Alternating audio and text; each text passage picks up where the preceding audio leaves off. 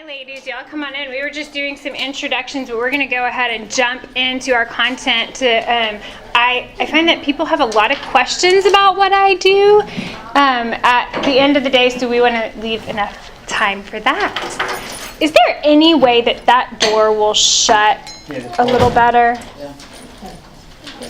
You can try. I don't want to disturb them if we can avoid it. We can just bang the whole time. Well, that's a little better. That's a little more. Sorry. Yeah. No, you're fine. I'm doing wrong. Okay. So, we are going to talk about, I'll introduce myself. I guess that would be a fair place to start. So my name is Stephanie Giddens. A little bit about my story, because that was definitely the catalyst for where I am today. So back in 2009, I helped launch a ministry for young professional women here in Dallas called Polished. It is now starting to expand around the U.S. It's usually at lunchtime for young professional women to kind of help them meet that intersection between career and faith and how to make that all work. But in the process of that, I worked on a couple of projects with them that really made me realize my passion for social justice and the empowerment of women.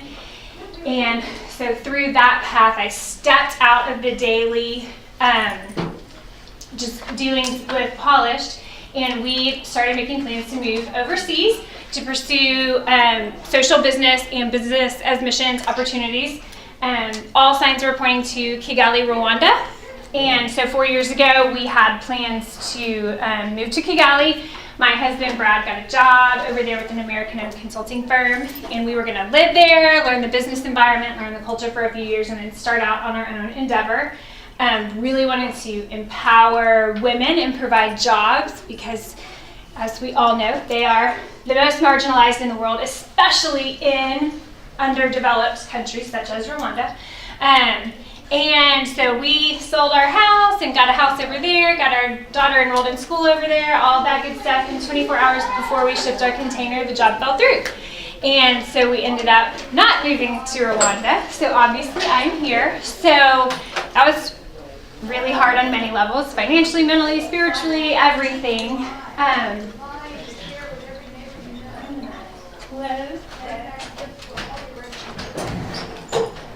So once the dust kind of settled with that, thanks. Okay, so I'm gonna have to keep moving this. Once the dust kind of settled with that, and I realized, okay, I really did want to move overseas, and we had planned to raise our children there. And once we kind of regrouped here and the dust settled, I was like, I still really want to do this social business thing and really empower women, but I'm in Dallas. It's one of the wealthiest, most materialistic cities in the world. What do I do? Well, my church was getting involved with refugees at the time, and in an area here in Dallas called Vickery Meadow. It's a neighborhood that has a very high concentration of refugees, probably similar to the neighborhood that you might live in, or maybe similar to the neighborhood that you do live in. Our church was starting to get involved there. That neighborhood is 7 minutes from my house. And so it's like, hey, maybe God's doing something here. So I started looking into opportunities to do this thing that I had been studying for years in a Dallas and American context. And so we're going to talk through some of that today. We had spent years researching and learning about it, but didn't get to implement it. And now I'm finally here getting to do that every day. So I'm going to share a little bit about my experience and what I've learned. And we'll talk through those things together. So what I do, the breakout title may be a little bit of a misnomer. What I do is on a little grander scale. Grand is a big word. A little larger scale than micro enterprise. It can be implemented at a micro level, and we are trained. The women who go through our program are trained in a way that they can implement it on a micro enterprise level. So I think there's definitely things to pull from all of it. So first of all, let's talk about the problem.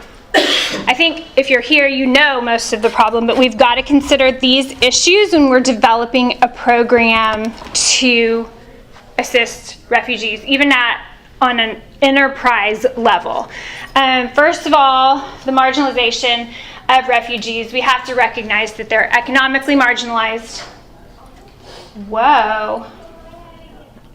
And socially marginalized. We know that. That's why we're here. And recognize those barriers and be willing to accommodate for some of that as we're structuring our program.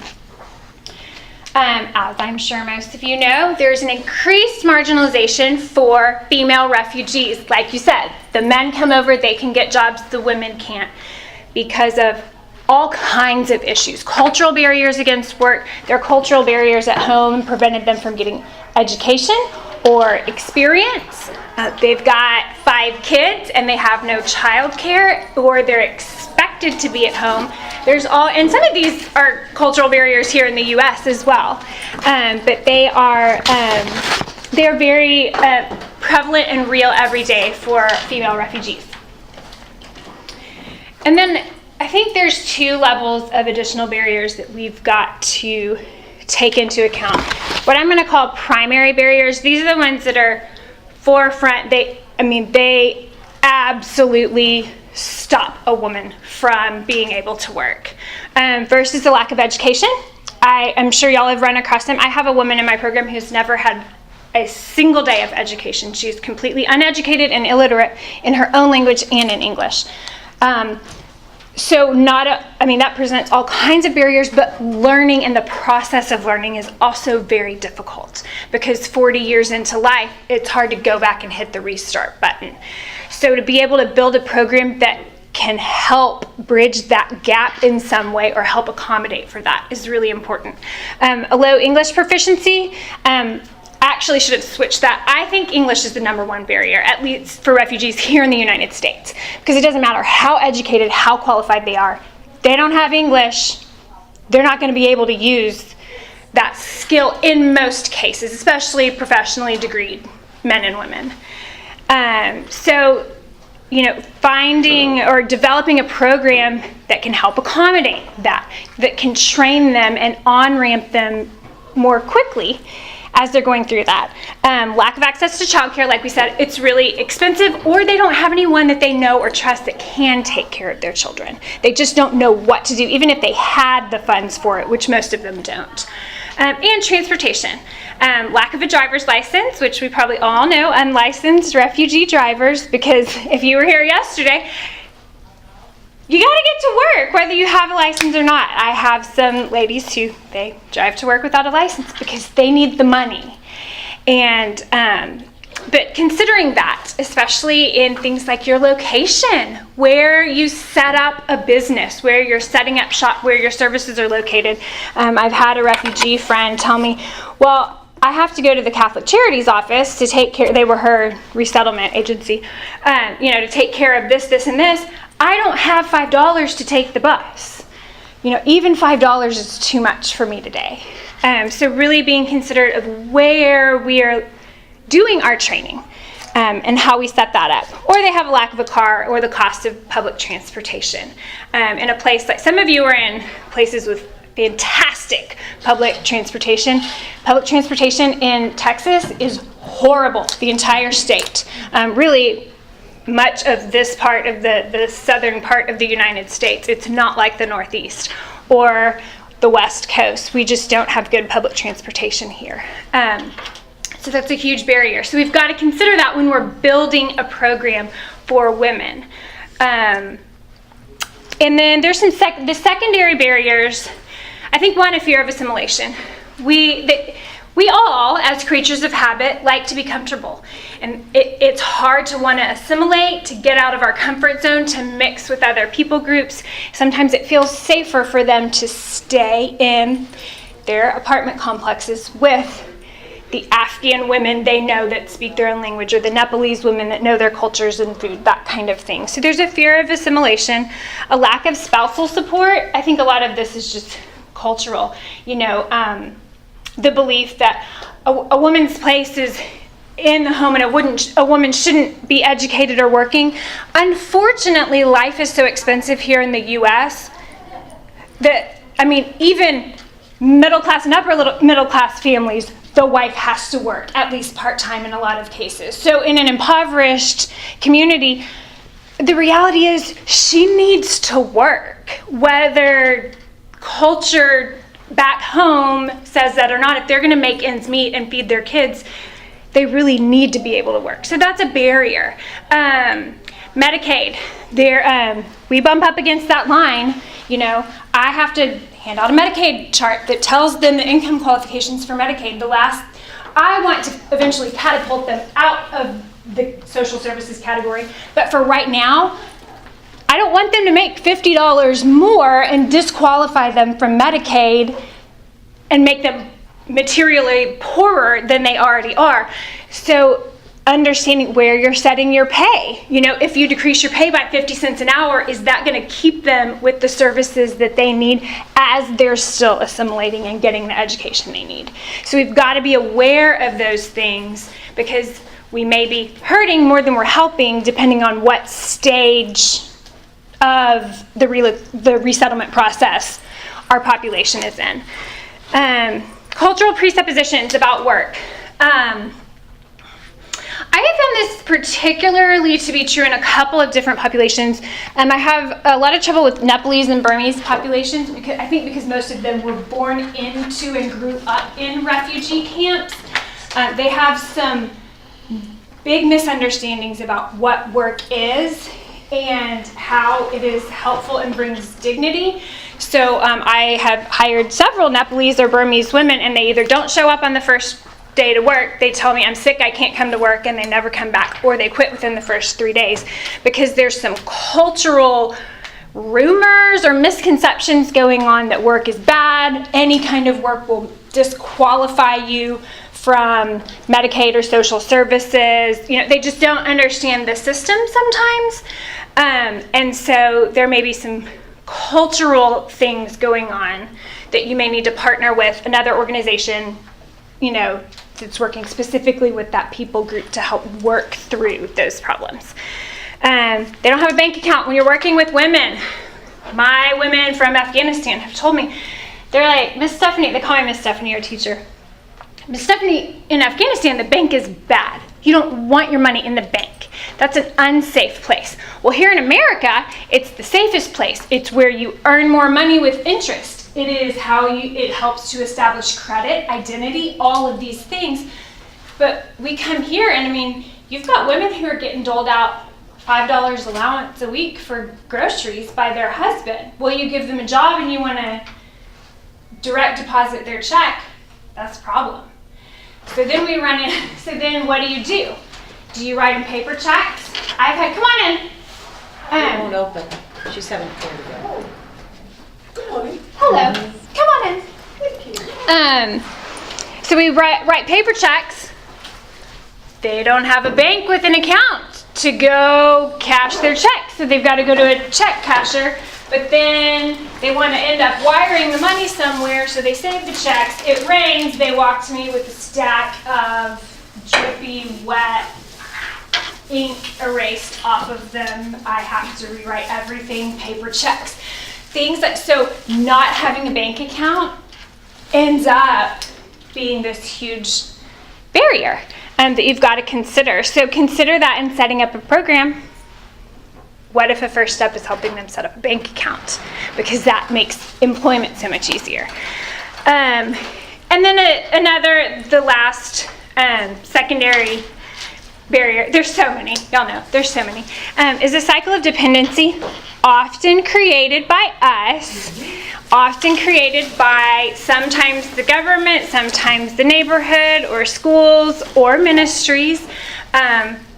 Why work if I can go stand in this line and get this handout for things? You know, why should I go buy this with my money when I can go to, you know, the food pantry, diaper pantry? I'm not slamming any of those by any means, because it's necessary at certain points in time, but it can be a barrier to helping people get on their feet and financially independent. So there are tons of barriers that have to be considered when we're setting up a program to help women. We've got to make sure that we understand them, because we're going to end up either making it harder for them or shooting ourselves in the foot and causing ourselves a lot more pain trying to get the program up and running. So, how do we set up a solution to address this? So we're going to talk about, so we've got to set up a framework that we can work within when we're talking about setting up an enterprise situation for women. So we're going to work with a few assumptions. One, we're going to focus here on women focused. There's a couple reasons why it's really, well, there's a lot of reasons why it's really good to focus our energy on women. One was stated when we were doing introductions. The men can get jobs. They come in, they can get jobs. Most refugee families, the husband is working 1 to 3 jobs, night shift. It might not be a good job, it might, pay minimum wage, but he can get a job. So that's one reason, is just women are an untapped labor pool. They're here, they can't get jobs, they're underutilized for their skills, and they do have them. And especially when their kids start school. I've had many women come to me, I have time now. Just like an American woman would come and say, I have time now, my kids are all in school. And again, they're trying to make ends meet. We need to help them maximize that time and earn money for their family to help them get out of the situation that they're in. There's a Chinese proverb I'm sure many of you have heard in this group, that women hold up half the sky. Who in here has read the book Half the Sky? Wow, okay. I was expecting more hands.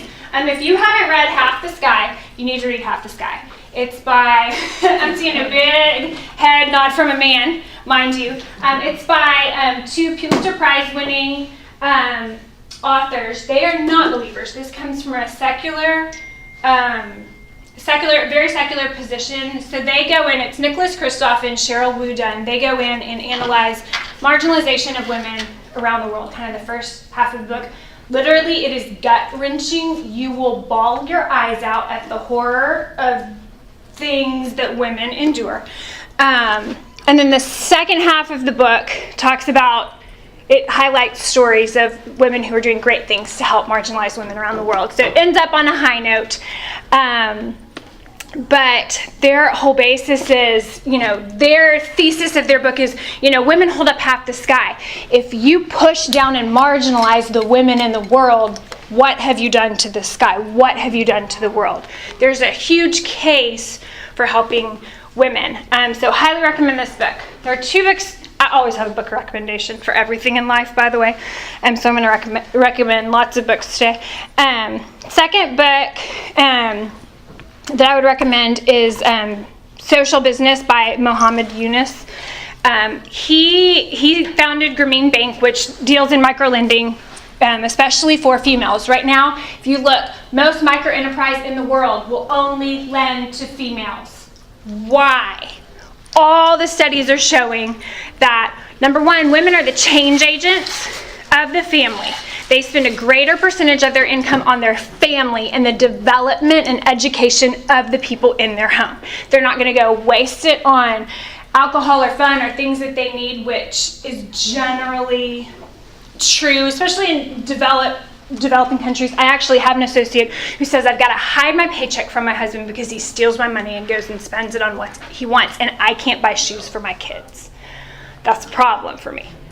Hence, us encouraging her to go get her own, not joint, bank account, which is actually not what I practice myself. I have a joint bank account for her. That's not the best scenario.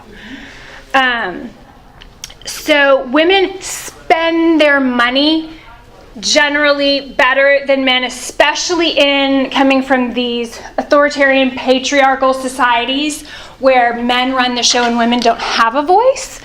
And women aren't used to making the decisions. When they start earning money, they are going to benefit the welfare and education, and you'll actually see community development evolving when you are investing in women, when they are the income earners. They are also more reliable borrowers. they are much more likely to repay men and in a shorter amount, repay than men and in a much shorter amount of time.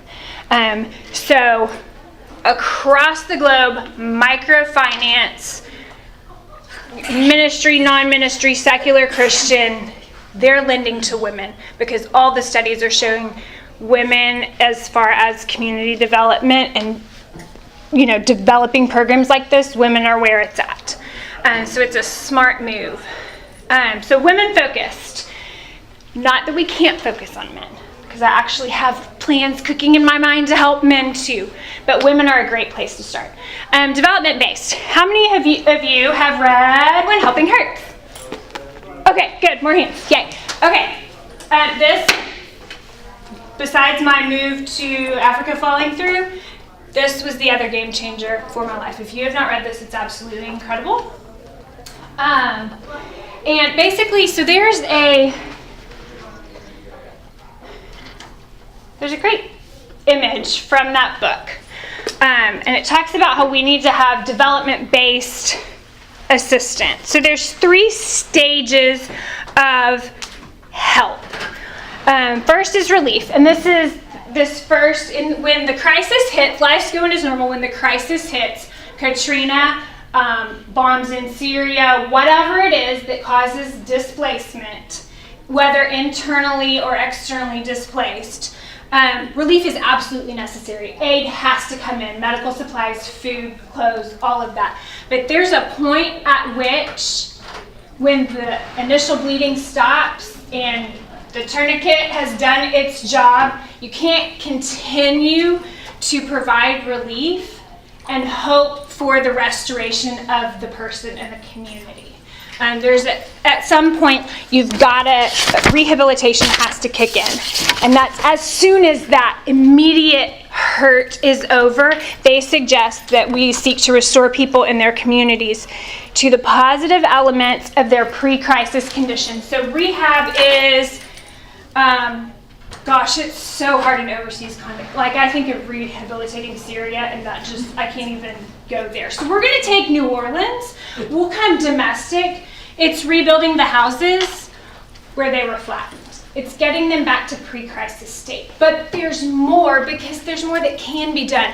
What was causing the problem that caused them to be displaced and hurting so bad? If something were to happen in my situation, sure, it would be awful if my house was flattened, all of that.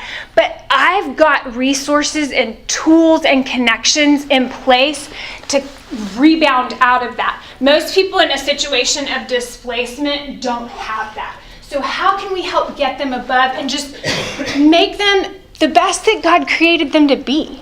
And hope for even more for them, because more than likely, especially coming from these countries where refugees are coming from, they can't even fathom the more, especially women. I ask my women in interviews, what's your dream job? I will no longer ask this question. It's a stupid question to ask a refugee. What's your dream job? They don't have dreams. They've never had a choice. They've never had options. You ask them what they're good at, and I'm telling you, like 99.999% of the women that I interview or have applications for, what are your skills? Cooking, cleaning, and taking care of my children. Those are fabulous things, but I refuse to believe that that is the only thing that these women are capable of, because it's not. And so, but they were born in a place that never gave them the option to think outside of that box.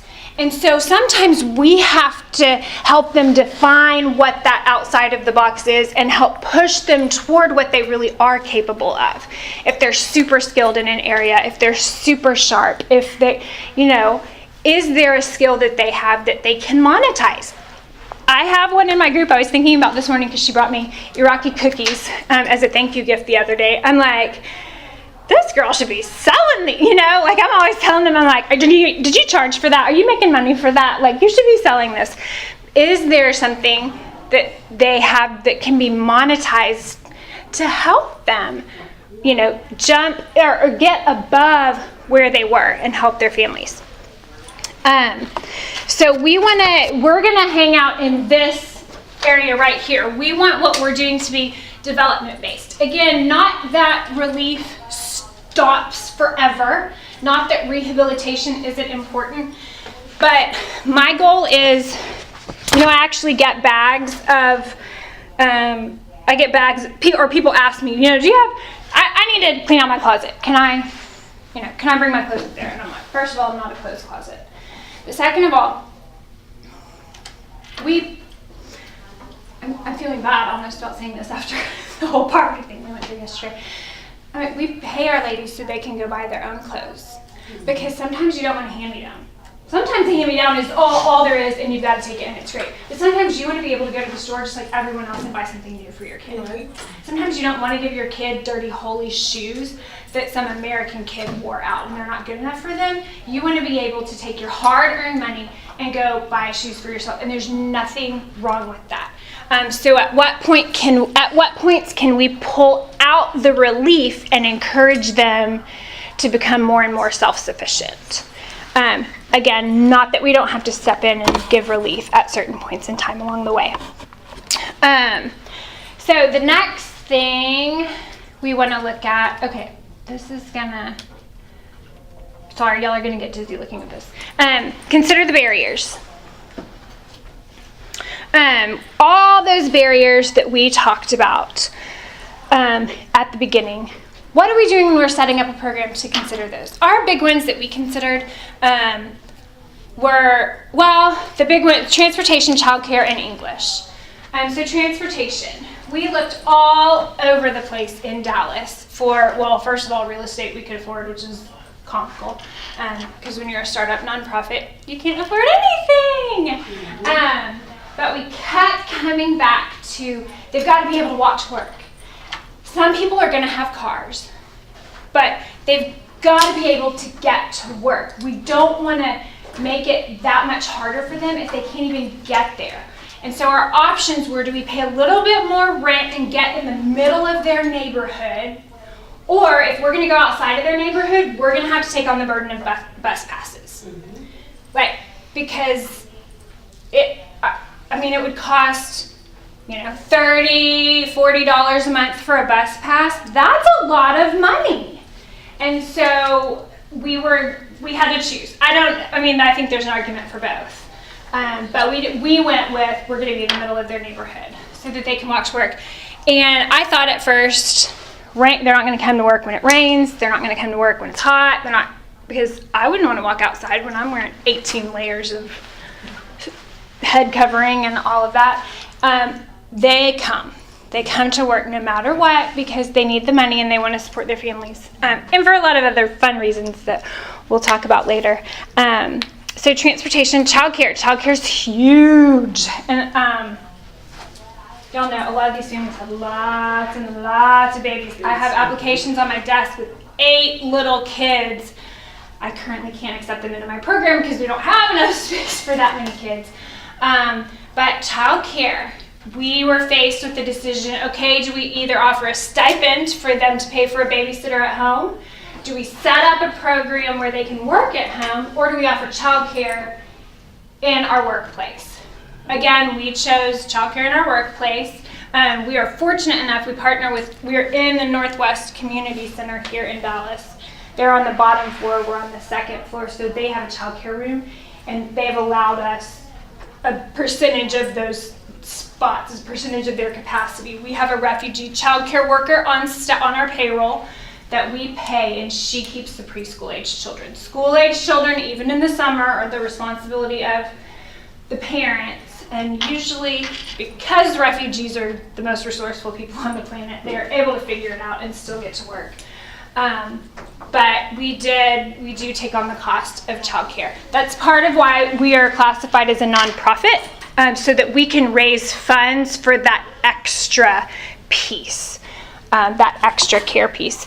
In English, we accommodate for that. We are gracious with them. We have an English immersion program that we'll talk a little bit more about, but every single thing in our room is labeled. Table, chair, wall, light switch, plug, to help them learn the language because we know they're not there yet. Just like when our kids go to kindergarten here, we don't expect them to go in knowing the letters and numbers. We put stuff up to help them learn. And so that's what we do in our workplace, in a more adult context sometimes. But when you don't know a language, I mean, my ladies are reading Bob books just like kindergartners and first graders are to learn the language. So setting up just little nuances in your program that can help come alongside of them and be gracious when they don't know a word. I do make them speak English. We have, if they're in the office, they have to speak English unless they're running into a problem with translation. Doesn't matter what their English level is, they have to speak English. What that does is we watch their English skyrocket. It also it breaks down a lot of the cultural barriers, because right now we have Iraqi, Afghan, and one Congolese woman. And so they didn't like each other at all when they first started. And I was like, I don't want anyone in this room to think that you're gossiping with your friends about them. Even if you're not, we're going to remove all doubt. Right. Because we're going to be able to hear what you're saying. And even if he doesn't understand what you're saying, I can understand what you're saying, and we can keep each other accountable in that way. So just making accommodations in your program, and consider those barriers when you're thinking about fundraising, thinking about your structure and all of the space you need, all of that. You've got to consider the barriers.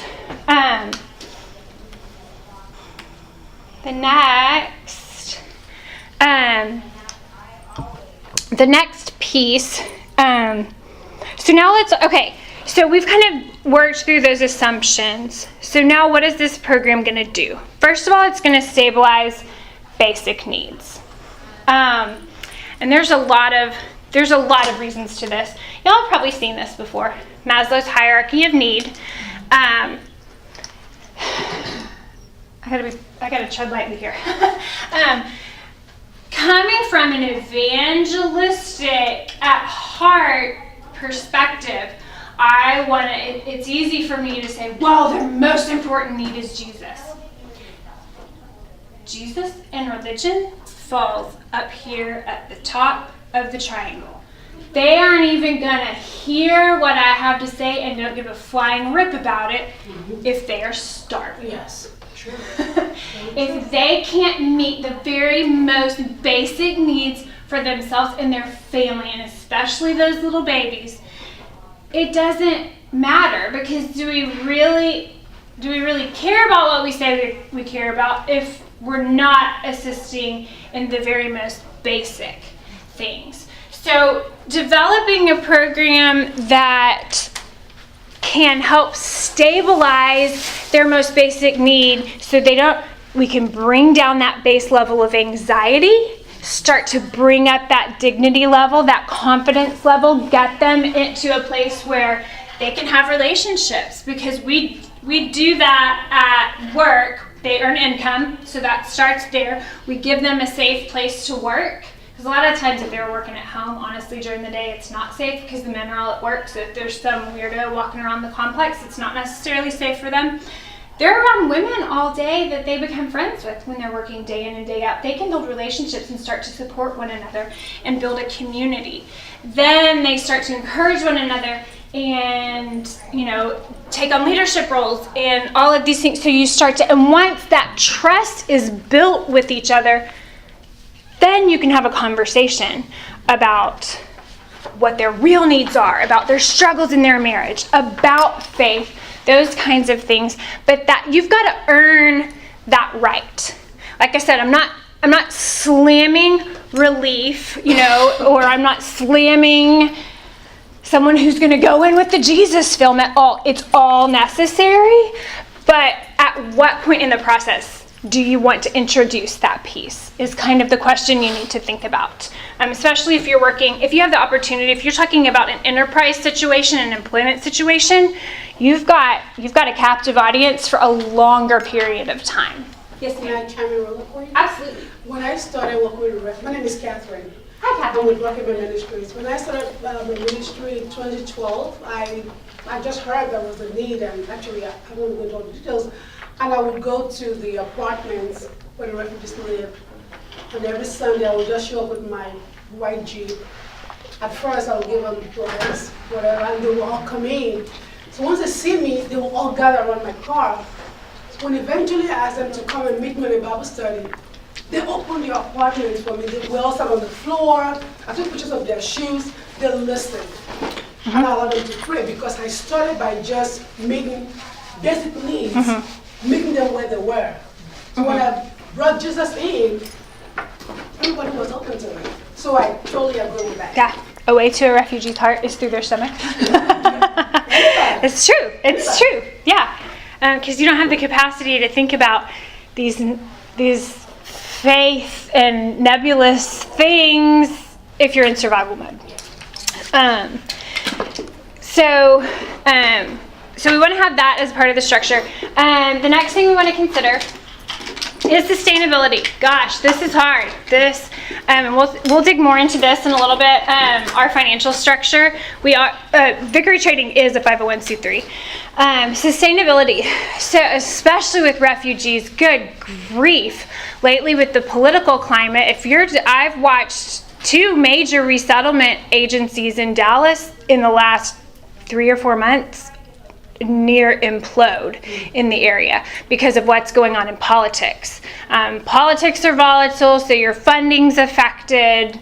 Whoever is in office, city level, whatever, state level. I mean, it's so dependent on who's the decision maker at the time. So do you have a plan in place to keep this going when those things heat up and your major donor gets cancer and can no longer give the $50,000 a year they've been giving, or whatever it is? Yes, we still need donations, but is there something that can help generate revenue? Contrary to popular belief, nonprofits can sell things and they can generate revenue from sales. You've got to be careful, and it's tricky, and you've got to have a lot of financial advice in the process, but you can make money as a nonprofit if you decide to go that way. But you don't have to be nonprofit either. You can be for-profit and still employing and helping refugees. Excuse me. So think about that, the sustainability of what you're doing, because if you don't have revenue, you don't have a ministry. Because at the end of the day, you've got to keep the lights on or pay for materials or whatever it is. Y'all know, we're in the nonprofit sector. Money's a big deal. But is there another way that you can be supporting yourself to continue your endeavor? Stephanie, can I just chime in there? Yeah. We are for-profit, and we're very strategic about that. But my son, who's a social worker, is helping us set up a nonprofit arm, if you will. And the only thing that can't happen with that is us pay salaries. So, and then I'm not into all that, so I don't understand all that he tries to explain to me about that. But basically what happens is if you're for-profit, you run for-profit.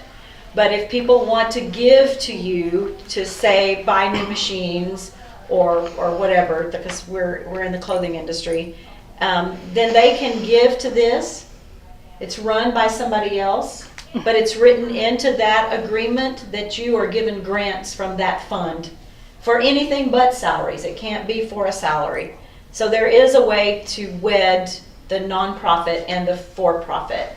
Now, we haven't got it set up yet, so I don't know exactly how it's going to work. We have set up a way to donate, but we have not put our donations in a 501c3. So there's a way to wed both of those and maybe increase your sustainability. Yeah, and we'll talk a little more about the financial model. I'm under a model. It all depends on how you file. I'm under a model. We pay all of our associates. We're purely nonprofit. If I ever get to the point of making a salary, it can legally come from, core staff can be paid, and our associates, while they're in the training program, we're able to pay them all through the nonprofit. Wow. So the structure, it can be done so many ways. So if someone tells you it can't be done, go talk to someone else. Because there's a way to do it for profit and there's a way to do it not for profit. Not to pull the wool over the eyes of anyone, but just to expand your impact and really live out your vision and help people the most that you possibly can in the context of what you're already doing. So sustainability restores dignity. There is so much dignity lost in the resettlement process. Everything that they've known and that brought them status and dignity has been ripped from them. A lot of times the whatever PhDs and masters and doctorates that they have coming over here don't matter at all when they get here. And unfortunately. And so what can we, not that I have a lot of women walking in with doctorates, because I don't. I have a lot of their husbands have them. But what can we do to help restore dignity? Letting them do things for themselves and on their own and become a part of their new culture. Because if you're an outcast, if you stay the refugee, the Afghan, the person living in here in Dallas in Vickery Meadows, that's not dignified.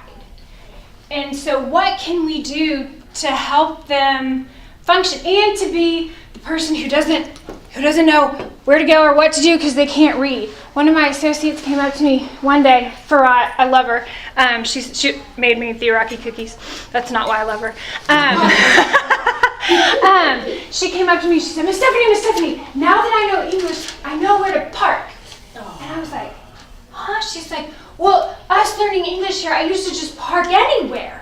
But now I know, that's only 15 minutes for to-go parking, or that's patient only. She's like, I can follow the rules. And I never realized something as simple as that. That's how empowering and dignifying the English can be. A simple thing like just being able to read street signs. She's no longer dependent on her children to translate for her at the doctor or with their teachers, but she knows where to park. And she can function like everyone else. She doesn't have to be, the uneducated Muslim woman walking around Dallas, which I think is what people think, even though she's not.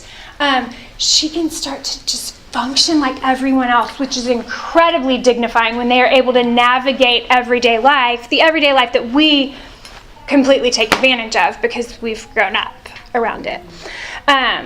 So restoring dignity, and I'm real big on community relationships. So how are we engaging with other community organizations? That is really foundational to what we're doing. I am not a fan of reinventing the wheel. It takes time, it takes money, it takes volunteers, all kinds of resources. If there's some in a place like, because most of us are probably coming from areas where there's a high concentration of refugees. The reason a ministry started there is because, there's kind of a group of refugees. So more than likely, there's another organization doing something good in that neighborhood. So if someone's doing English well, if someone's doing I was talking to a guy here the other day about citizenship preparation classes. I don't want to develop that. All of my ladies are eventually going to get to a point where they need citizenship. Why in the world would I spend time and money developing that when we can partner with a community organization? We can play nice. I think a lot of us tend to have that. We don't play nice. We tend to have this scarcity view of, and we get real possessive of our ministries and the way we want to do it, and our way is the best, when, golly, if we could get along and remember that we have a common goal of helping people, then we can absolutely have much more impact more effectively. And we're not wasting donor dollars to do it. We're not wasting volunteer time to do it. We can have a whole lot more impact. It also, I also like to engage the community we're in, the Dallas community at large, anytime we can. We try to source local vendors for pattern making, for pattern making, for grading, for web development, all of that, if possible. Love to hire refugees when possible, but for the more professional skills, is there someone in Dallas or is there someone in your city who can plug in? Because people love to be able to plug into something in their neighborhood. Can you provide them an opportunity to give back using their professional skill? I think attorneys get hit up all the time, but they're the first example that comes to mind. Someone who's in the finance industry who can help advise you on, your financial structure, structuring profit, non-profit. Is there someone who, everybody needs a grant writer. I actually happened upon a seasoned grant writer a few weeks ago who has been phenomenally helpful, and she's just volunteering her time editing and tearing apart my grant proposals, and I'm like, this is the big, I'm like, this is the most help anyone's ever given me, is to shred my papers to pieces, because she knows what she's doing. So give people in your community an opportunity to pour into this endeavor. It's going to end up in community development. They're pouring into women who live in their local community. You start to see families and schools turn around and thrive, and they're going to know that they're a part of it. They maybe have friends that want to donate or volunteer. I mean, let's be honest, we all need volunteers and money. But it's a great way to be a friend with the neighborhood that you're in. So community relationships. This is a lot. When do I have to hush? When do I have to be 15 after. Okay, we gotta hurry. Model. So this is our specific model for Vickery Trading Company. We have a 3-prong model of training, income, and care. I've done a ton of talking about the background. Yes. The next thing in here is over 30 minutes after that, so you can keep talking. Y'all are sweet. But if any of y'all need a break, I want to honor that too. Training, income, and care is our 3-pronged approach, and I forgot to hand out. Okay, so this is a little. Now this is some of this won't apply to y'all. This is our generic handout that we hand out, sometimes to donors and stuff. So don't think that I'm like soliciting donations from you. It's just our generic form, but it does have our model on it and explains a little bit of how we go about doing what we do. I don't know if that's enough. Okay, so training, income, or training, care, and income. So first piece, training.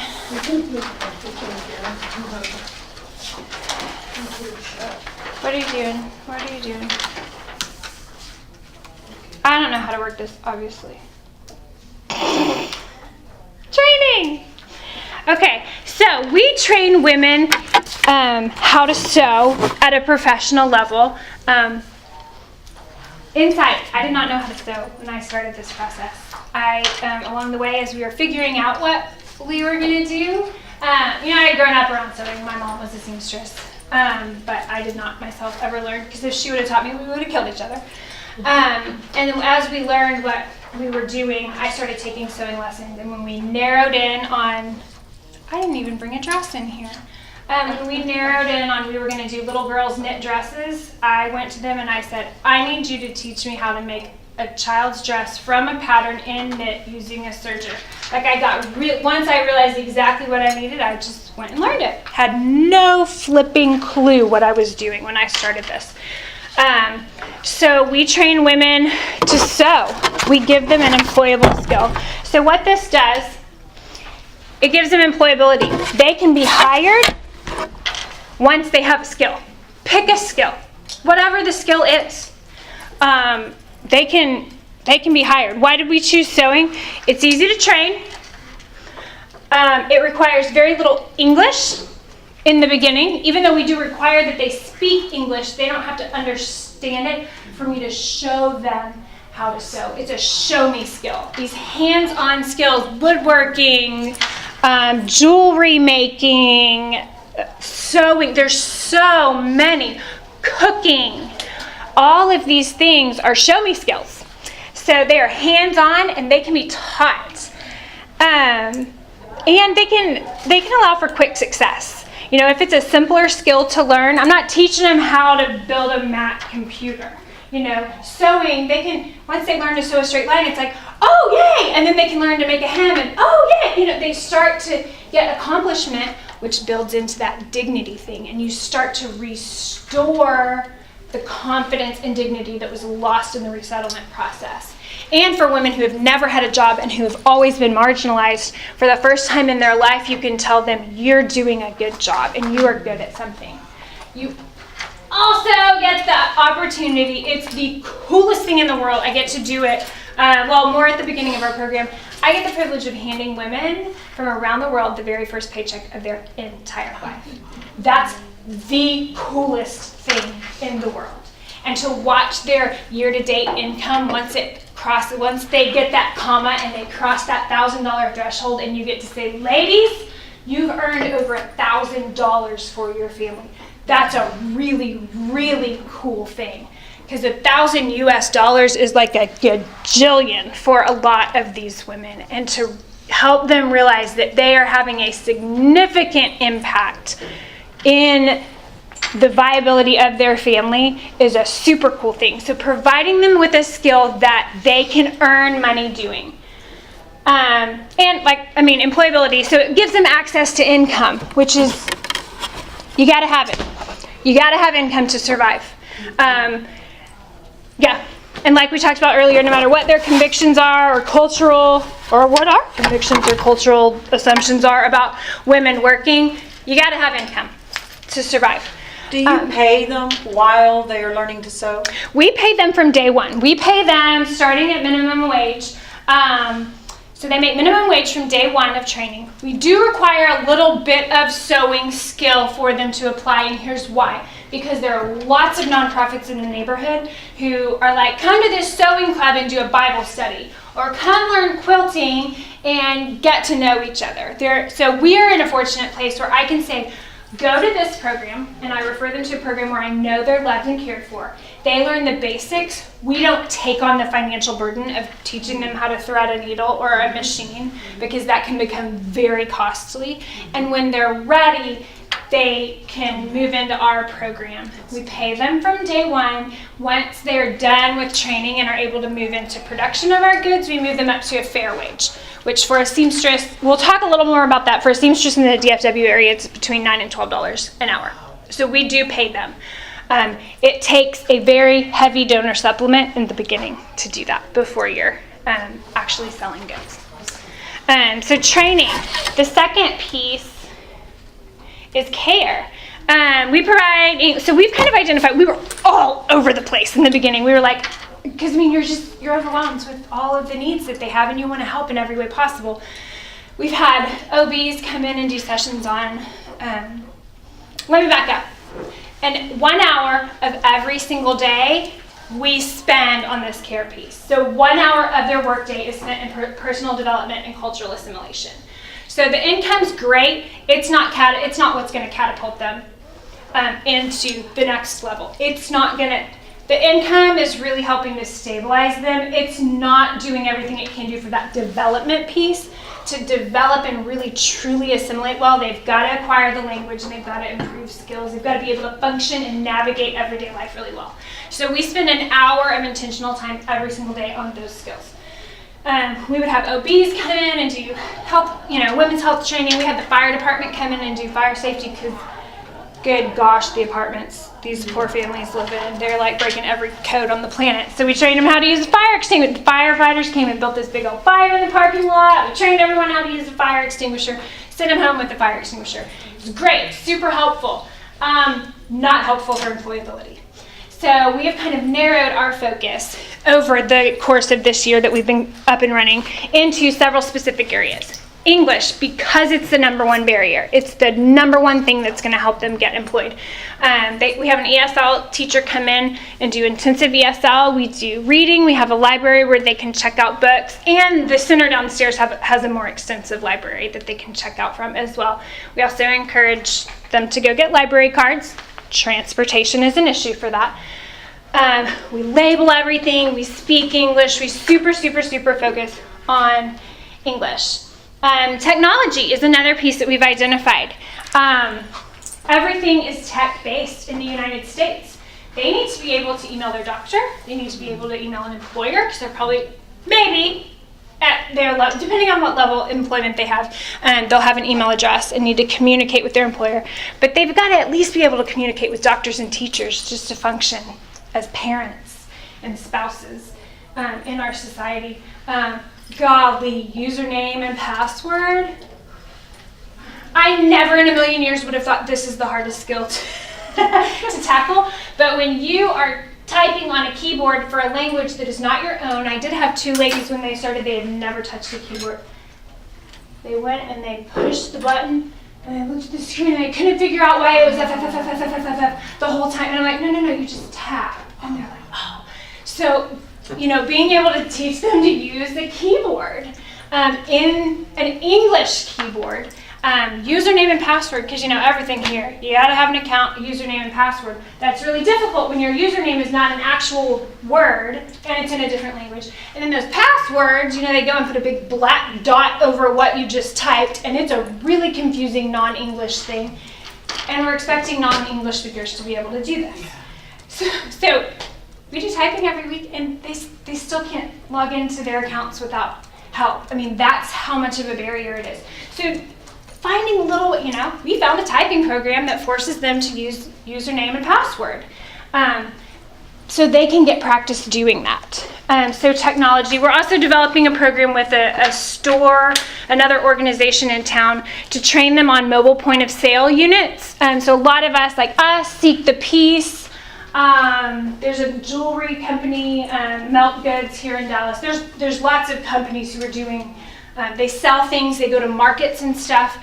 So we're developing a training program, and most of us use Square as our financial processor for those. So training the women on how to use that system so they can do checkout and run that, and it gives them another avenue for employability.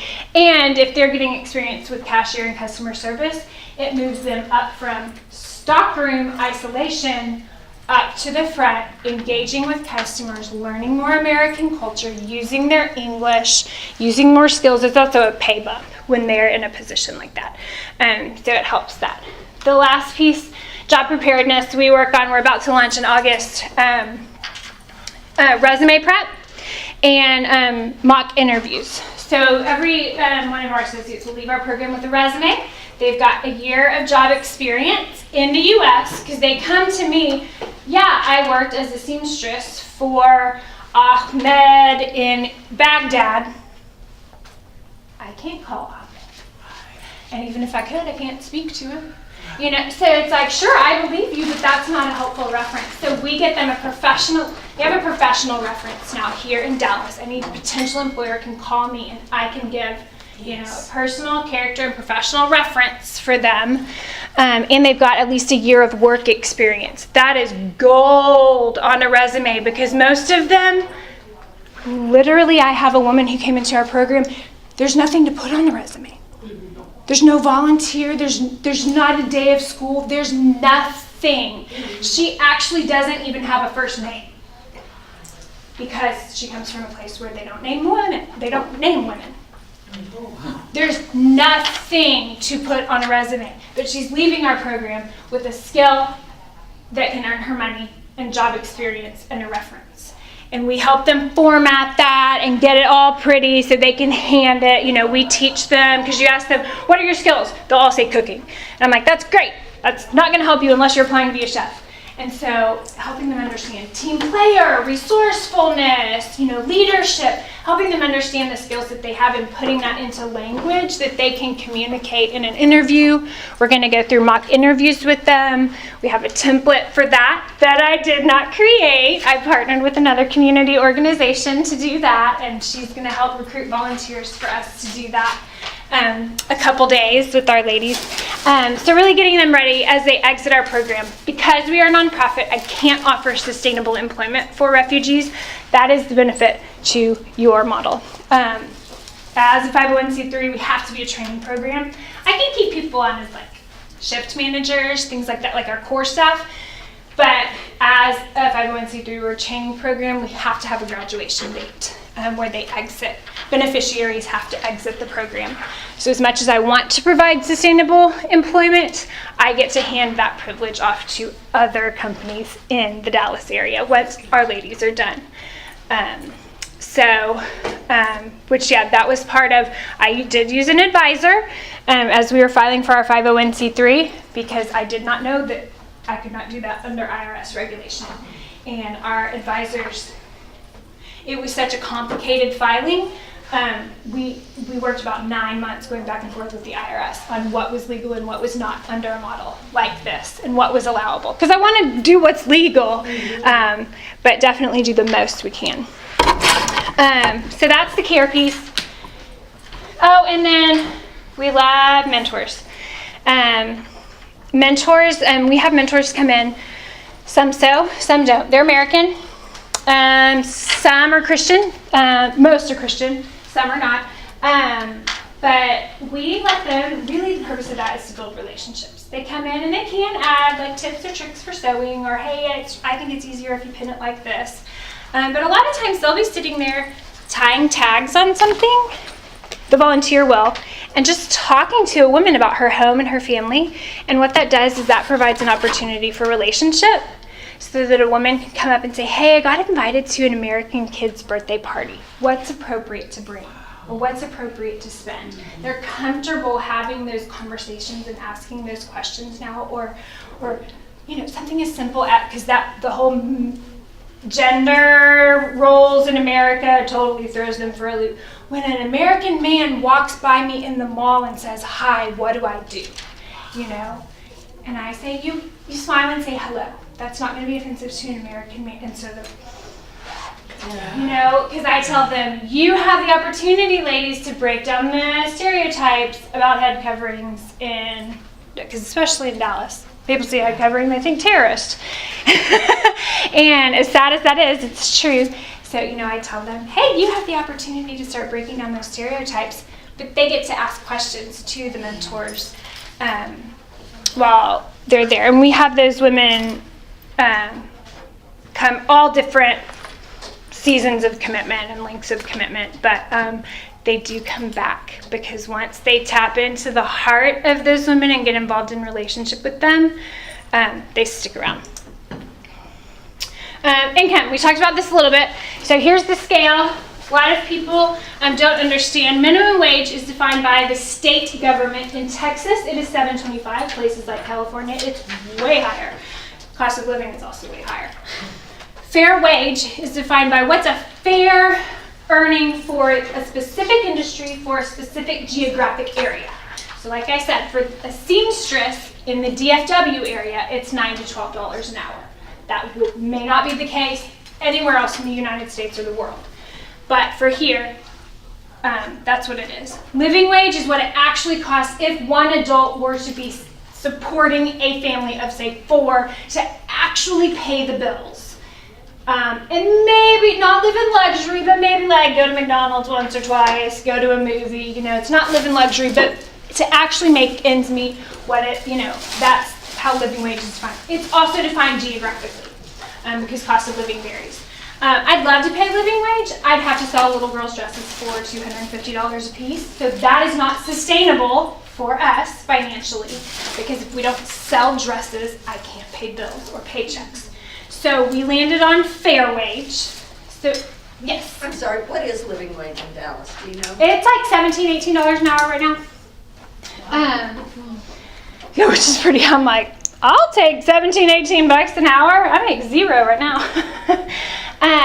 We also didn't want to, if they do end up going into a job as a seamstress, I didn't want to pay them living wage and set an unrealistic expectation that they were going to graduate out of our program and make that, because that's probably not going to happen. They can maybe make 12 to 13. It's also a cool thing for them to be able to graduate and get a raise. So that's why we chose fair wage. They're all different opinions and reasons for choosing that. A lot of people complain about the prices of our dresses. That's why. Our fabric is a little bit more expensive. Our fabric has almost nothing to do with the cost of our dresses. It is a factor, but it is labor. Typically, for example, this, you probably made your shirt. I'm not going to use you as an example. This shirt right here was probably made overseas somewhere. The garment worker made between 0.2 and 0.5% of the cost of the garment. and they probably worked in horrible conditions doing it. Here, at our price points, paying a fair wage in the U.S., our ladies are making 35 to 40% of the cost of each garment. So a huge percentage of the garment is going directly back to the woman who made the dress. On top of the fact that we can invite people into our workshop and people can meet the woman who made their dress, or jewelry, or whatever it is that you would decide to do. So I'm going to jump forward to our financial model. You can see our financial model on the back bottom. Got these little pie charts.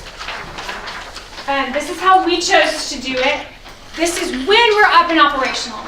When we're actually functioning, well, we're not there yet. We are 1 year into, we started training June of last year. We launched our first line September of last year. So we're not even a year into sales. Eventually, we hope to have 65% of our revenue come from the sale of clothes. That will go to support all operations, all salaries, including American staff and the associate staff. And run the office, all of that. 35% of our income, because as a nonprofit, we do always have to take donations. And I think it's got to be at least like 33% has to contribute directly to the program. So 35% of our revenue will come from donations. That goes to pay our childcare worker salary, to beef up our programs. I'd love to see a more robust curriculum for the kiddos, any of the care and training we bring in for the women. That 1 hour of training that they get every day, they do make minimum wage for that 1 hour because it's a non-production hour. That will be paid by donor supplement. So that kind of shows you, and it breaks down what we'll spend donations on, what we spend sales on. So that's what we have chosen. We had some advice and some people who are kind of ahead of, they're further down the road than us on this model. But that is how we will eventually function as we're up and running. So we are working toward that. And then I'm going to hand y'all a short list of resources, the couple books that I mentioned, and then another couple. They're more theory type books. They aren't necessarily the how-tos, but they are great reads on just really the passion behind what I do in being in the development space as opposed to purely relief. Do y'all have any questions? I talked a ton. The first 3 people to ask questions get a headband from Vickery Trading. If you're a guy, you can give it to your wife. Or your girlfriend, or your sister, or your mom. I am all of those.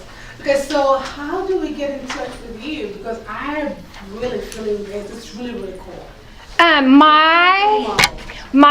That resource list that I just handed out has my email address on it. Okay.